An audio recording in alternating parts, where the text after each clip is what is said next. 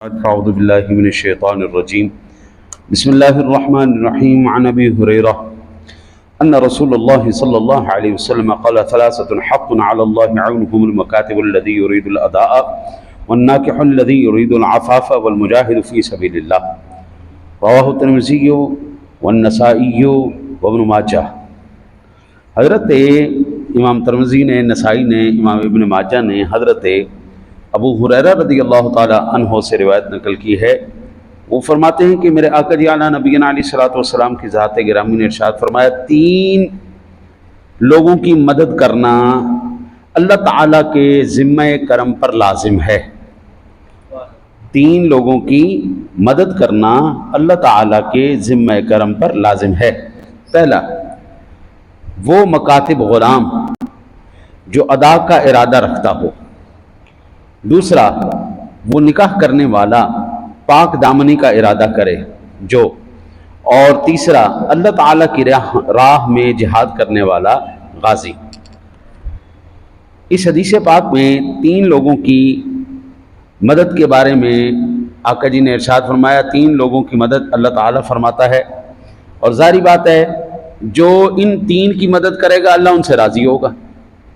جو کام اللہ فرما رہا ہے ان لوگوں کی مدد جو کرے گا اللہ ان سے راضی ہوگا، اللہ اور اس کے رسول۔ پہلی،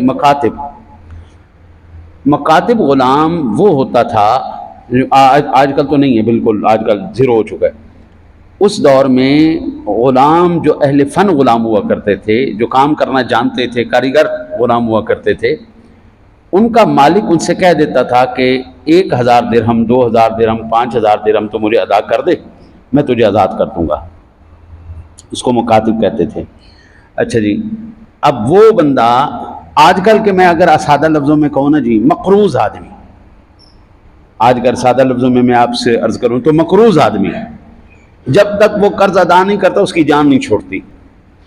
تو اس وقت جو مدد کرتا مکاتب کی، اللہ اس کی مدد کرتا اور اللہ تعالیٰ اس سے راضی ہوتا۔ آج کل کے دور میں ہم یہ کہہ لیں کہ جو بندہ کسی مقروض شخص کے قرض ادا کرنے میں مدد کرے گا اللہ اور اس کے رسول اس سے راضی ہوں گے۔ آج کل ویسے دور تو سارا ایسے ہی ہے، ہر کوئی بیچارہ جو ہے نا قسم پرسی کے عالم میں، اللہ ماشاء اللہ، کوئی جس کو اللہ نے اتنا وسیع عطا فرمایا کہ وہ خود تو کھا رہا ہے اور دوسروں کو بھی اس کا فائدہ پہنچائے۔ لیکن البتہ ایسے لوگ ہیں تو جن کے اختیار میں یہ ممکن ہو سکے، جو یہ کر سکیں، کسی شخص کا وہ ادا کر دیں، قرض ادا کر دیں، اس کی جان چھڑوا دیں، اللہ اور اس کے رسول کی رضا حاصل کریں۔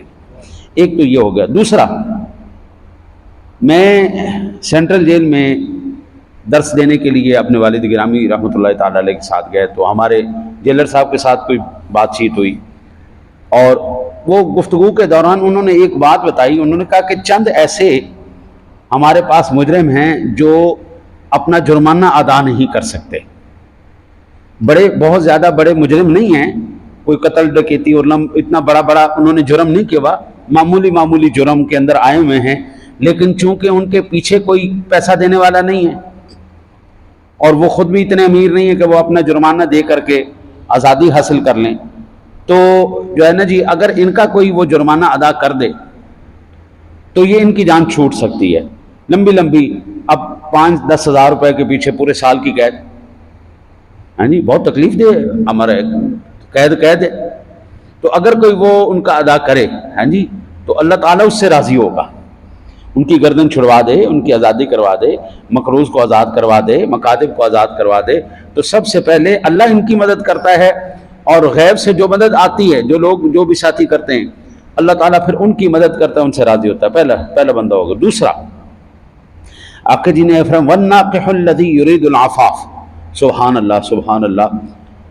اللہ تعالیٰ ایسے پاک دامن نوجوان کی مدد فرماتا ہے جو اپنی پاک دامنی کو برقرار رکھنے کے لیے نکاح کرے۔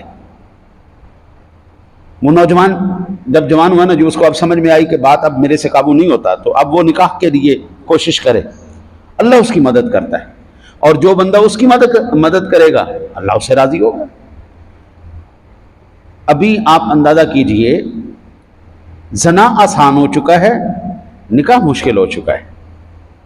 نکاح کی پابندیاں، اس کے خرافات، اب دیکھیں نا جی، ابھی نکاح ہوا مسجد، 5-7 افراد لڑکی والوں کی طرف سے آئے، 5-7 افراد لڑکے والوں کی طرف سے آئے، یہاں پر بیٹھے، دونوں بچے بچیاں بیٹھے، ہم نے ان کا نکاح پڑھایا، دعا کی، اللہ اللہ، چلے گئے۔ نہ لڑکی والوں پہ بوجھ نہ لڑکے والوں پہ بوجھ، بہت زیادہ آپ مٹھائی شٹائی اور لم پر لم آپ لگا لے تو 15-20 ہزار روپے لگ گیا ہوگا۔ 15-20 ہزار روپے کے اندر انہوں نے نکاح کیا، 25 ہزار روپے حق مہر رکھا، ہاں جی، ٹوٹل 50 ہزار روپے کے اندر نکاح شادی کر کے وہ گئے چلے۔ لیکن اگر یہی آپ خرافات، رسومات اور وہ معاملات، جناب ہم نے حال لینا ہے 1.5-2 لاکھ روپے تو وہ لے جاتے ہیں، وہ 1.5 لاکھ روپے کا کھانا لگ جاتا ہے، پھر دیگر ذرائع، یعنی 5-7 لاکھ روپے سے کم ایک فرد کا، ایک سائیڈ کا خرچے سے کم نکاح نہیں ہوتا۔ تو پھر اللہ معاف کرے، اللہ معاف کرے، جو بدکار عورتیں ہیں وہ 5 ہزار روپے میں اپنا آپ پیش کرتی ہیں زنا کے لیے، تو پھر زنا آسان ہے یا نکاح آسان ہے؟ ہم نے آسان کس کو کیا؟ وہ نوجوان جو پاک دامنی کو برقرار رکھنے کے لیے نکاح کا ارادہ کرے، کوشش کرے، اللہ تعالیٰ اس کی مدد کرتا ہے۔ جو اس کی مدد کرے گا اللہ تعالیٰ اس کے لیے اپنی رحمت کے دروازے کھول دیتا ہے۔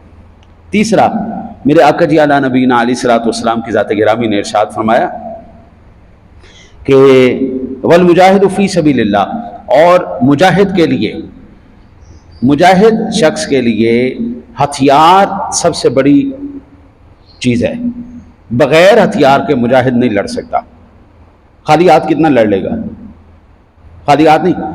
آج کل جدید دور ہے، جدید آلات کے ذریعے اپنے مجاہدین کو، اور اگر آج کی زبان میں کہوں تو آپ اپنی افواج کو، اپنی سیکیورٹی اداروں کو، جو بندہ مضبوط کرے گا اللہ تعالیٰ اس سے راضی ہوگا۔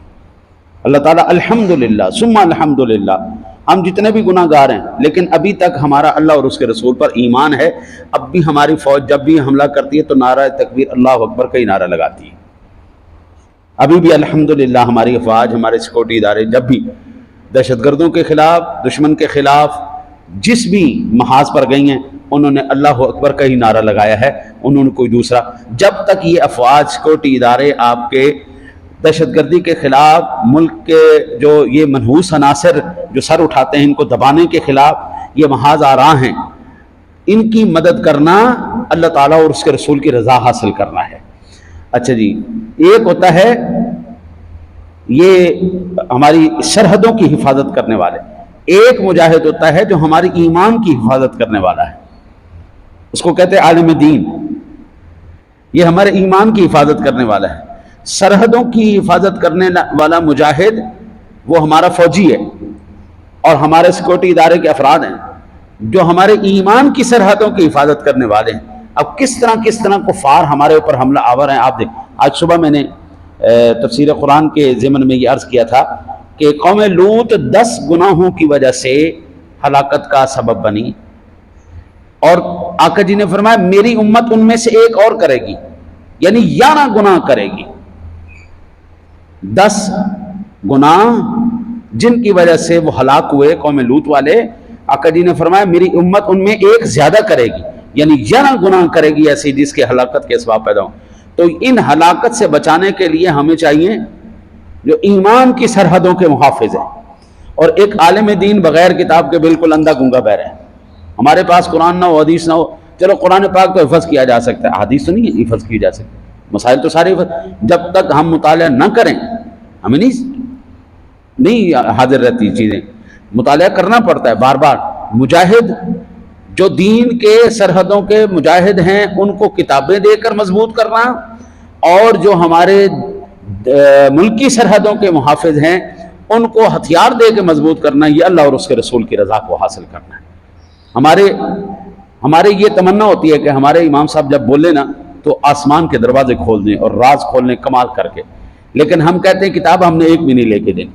اب فتاوی رضویہ شریف میں 3 سال سے کوشش کر رہا ہوں لینے کی، 50,000 روپے کی صرف ایک کتاب ہے، 50,000 روپے کی ایک فتاوی رضویہ شریف کی کتاب ہے۔ اب جب تک ظاہری بات ہے ہمارے پاس کتاب نہیں، ہم کیا کریں گے؟ کہاں سے مسائل جو پھر ہمارے پاس ممکن ہو سکے گا ہم نہیں۔ تو جس کو اللہ توفیق دے وہ اپنے ایمانی سرحدوں کے محافظ کی بھی مدد کریں، جو جس کو اللہ توفیق دے وہ ہمارے ملکی سرحدوں کے محافظ کی بھی مدد کریں، جس کو اللہ توفیق دے نوجوانوں کی کوشش کریں، جو آپ کے ذہن میں ہے نوجوان کہ یہ نوجوان والے ان کے گھر کو میں جانتا ہوں، اس کو پکڑو، ان کے باپ سے بات کرو، یار اگر آپ کو کوئی مسئلہ ہو رہا ہے تو میں آپ کے ساتھ تعاون کرنے کے لیے تیار ہوں، بیٹے کا نکاح کرو، کیوں نہیں کرتے؟ ہاں جی، وہ بندہ جو مقروض ہے، جو آپ کے حلقہ احباب میں آتا ہے، آپ کے رشتہ داروں میں آتا ہے، آپ کے دوست احباب میں آتا ہے، اس کا قرض اتارو۔ یہ وہ چیزیں ہیں جن سے اللہ راضی ہوتا ہے اور اس کے رسول راضی ہوتے ہیں۔ اللہ تعالیٰ سے دعا ہے اللہ تعالیٰ اپنے حبیب کو صدقہ آپ کو مجھے عمل کی توفیق عطا فرمائے۔